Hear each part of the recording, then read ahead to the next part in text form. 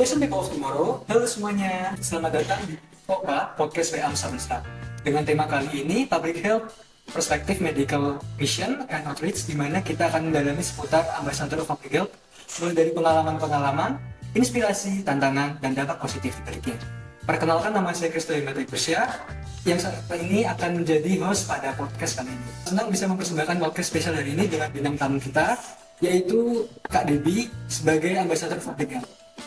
Halo Kak Debbie. Halo Kristo, halo semua. Oke, bagaimana kabarnya Kak? Baik. Mungkin sebelum kita masuk ke podcast, mungkin Kak Debbie boleh memperkenalkan diri seperti itu. Oke, halo Kristo, halo teman-teman semua, Salutations People of Tomorrow.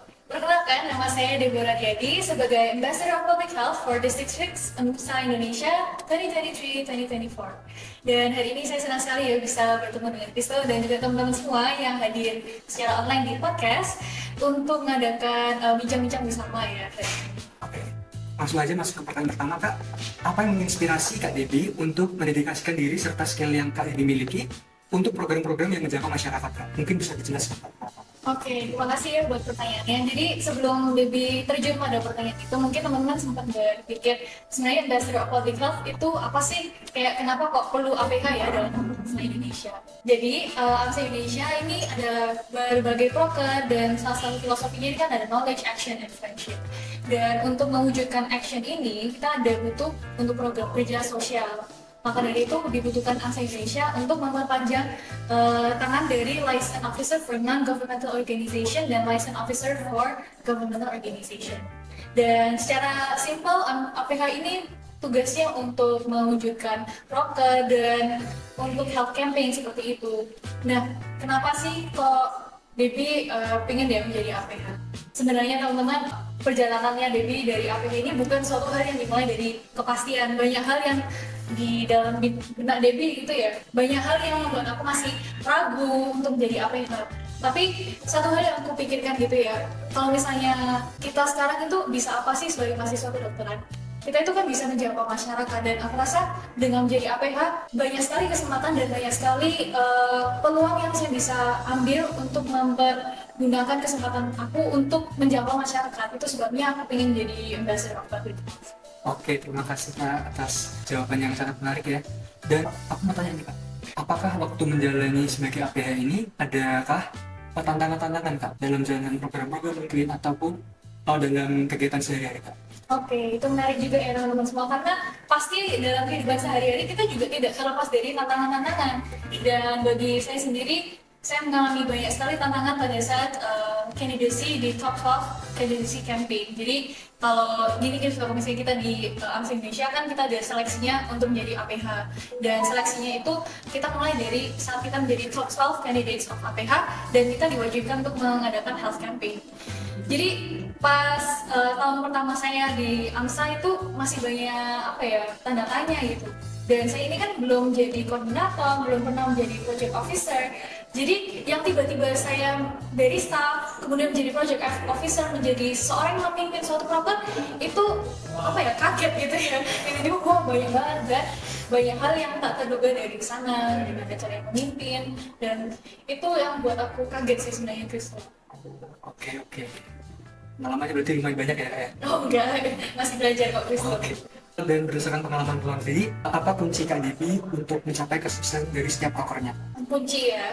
Ya, jadi sebenarnya kalau kita lagi ngomong-ngomong tentang kunci Kristo, kan nggak semua kunci yang kita miliki itu bisa membuka semua pintu. Tidak satu kunci itu bisa membuka semua pintu, sama halnya mungkin pada saat kita sharing hari ini ya, nggak semua yang saya sampaikan itu bisa langsung kita terapkan, tapi it all comes by experience, it all comes by learning gitu ya, learning by doing. Dan aku rasa Debbie bukanlah seseorang yang sangat mahir, aku bukanlah seorang yang kayak terbaik atau jago dalam segala hal, tapi satu hal yang kita harus miliki dalam menjangkau masyarakat melalui program kerja itu adalah hati yang benar-benar passionate Kristo. Kalau misalnya kita ngomongin tentang program kerja, bisa nggak sih kalau misalnya kita itu plan A, plan B, plan C, terus udah kita tata semuanya, bisa kan ya? Kita udah susun semuanya. Tapi untungnya apa sih kalau misalnya kita itu ngadain proker, udah itu aja. Kan of course we wanna give the best buat masyarakat. Kita juga mau benar-benar passionate. Karena kalau misalnya kita benar passionate ya, pasti kita ngelakuin apapun yang kita dipercayakan itu dengan sungguh-sungguh. Tapi ya juga kembali lagi, belum tentu semua orang itu memiliki hati yang passionate. Misalnya Debbie mungkin dalam sebuah proker dan hatinya Debbie udah bergebu-gebu gitu ya. Tapi belum tentu semua orang juga memiliki visi dan hati yang sama.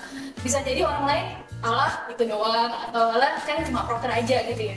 Jadi teman-teman semua yang sedang menonton hari ini, apapun yang kita dipercayakan, entah itu pekerjaan kecil atau misalnya suatu hal yang besar, just do it with all our hearts. Dan aku rasa dari hal yang kecil, kalau misalnya kita sungguh-sungguh belajar, pasti lama-lama juga tahu, oh ternyata gini gitu ya, kalau jadi jalanin vlogger.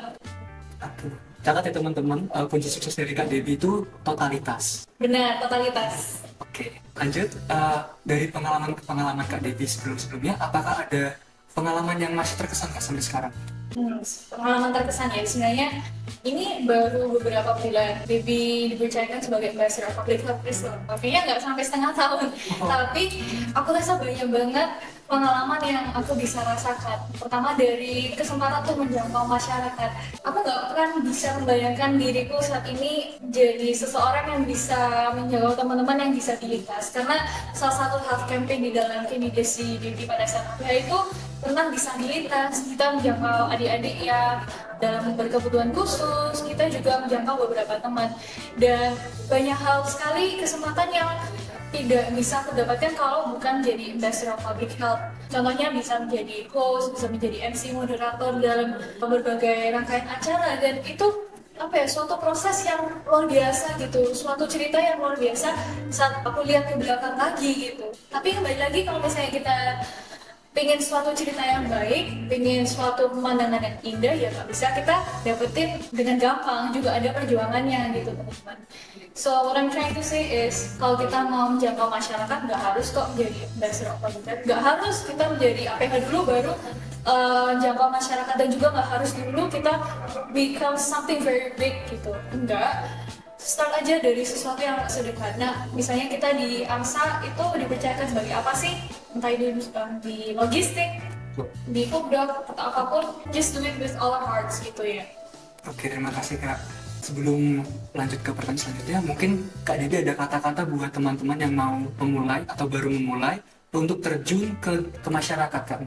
Oke, sebenarnya teman-teman, Debbie bukanlah seorang yang pas pertama kali itu tahu semuanya, enggak. Bahkan as I shared before, pada saat Debbie menjadi top 12 candidates itu benar-benar pengalaman pertama kali menjadi project officer, dan aku benar-benar nggak tahu gimana caranya nih Stop.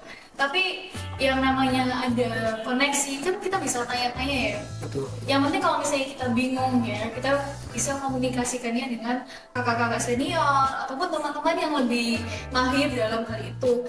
And back again, kita dalam organisasi AMSA ataupun kepanitiaan lainnya, kita bukanlah seseorang yang bertarung sendiri. Kita itu punya tim, kita bisa melakukan teamwork. Kalau misalnya aku nggak paham tentang ini, ya kan aku bisa nanya kamu. Gitu. Oke, lanjut ke pertanyaan selanjutnya. Bagaimana cara kita dapat memberikan kontribusi yang berarti terhadap masyarakat, bahkan dalam skala terkecil dalam komunitas tersebut? Oke, jadi sekarang kita lagi ngomongin tentang aspek kesehatan masyarakat yang sering diremehkan ya. Nah, kalau misalnya kita lihat lagi keadaan masyarakat saat ini, sebenarnya banyak sekali yang masih diremehkan. Contoh kesehatan nutrisi sehari-hari, atau bagaimana kesehatan secara normal gitu ya. Karena bagaimana keadaan di Indonesia itu sekarang penyakit tidak menular juga masih prevalensinya tinggi. Contoh hipertensi masih tinggi, diabetes masih tinggi, nilai stunting masih tinggi. Nah, kalau kita lagi ngomongin tentang hipertensi ya, coba aja kita lihat di restoran-restoran. Sekarang kan masih banyak ya yang restoran menyediakan garam utuh langsung di meja makan. Nah, itu kalau misalnya ada masyarakat yang tidak aware tentang itu, mereka taruh aja garamnya.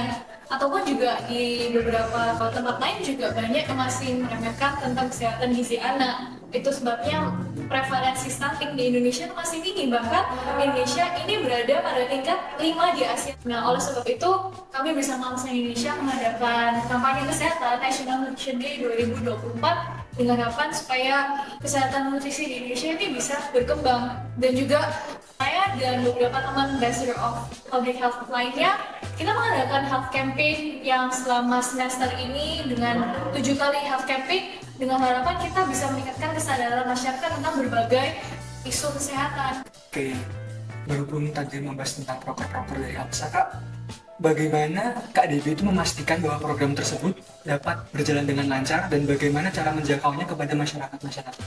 Karena menurut saya sendiri, beberapa masyarakat banyak yang acuh terhadap program-program tersebut atau mungkin tidak peduli.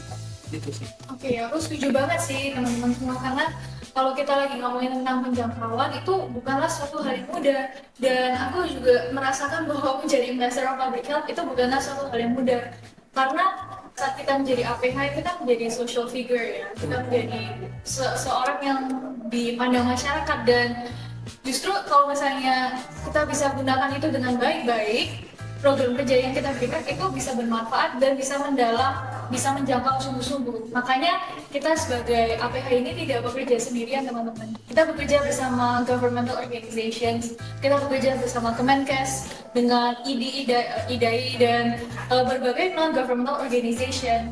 Dan kembali lagi, kenapa kok kita butuh pihak eksternal sih?